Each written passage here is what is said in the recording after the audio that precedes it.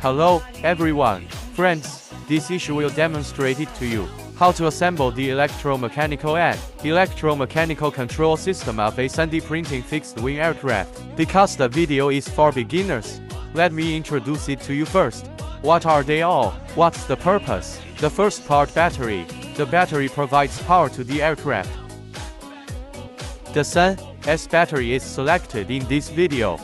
From the side, there are a few batteries that are just a few S. The second part is electric controlled, and the current the battery cannot directly supply power to the aircraft.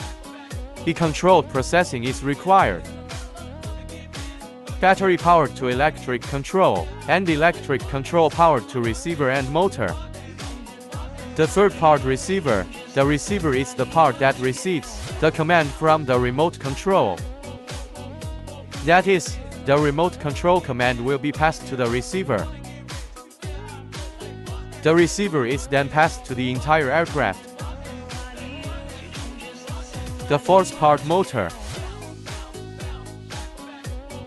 The electric control system provides power to the motor, and the receiver can control the size of the throttle. The fifth part, blade, is installed on the motor. Provide lift to the aircraft by rotating. The sixth part, servo, through the receiver.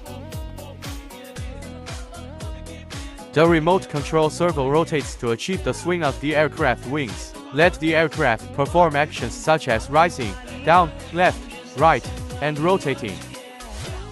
This video will be recorded here.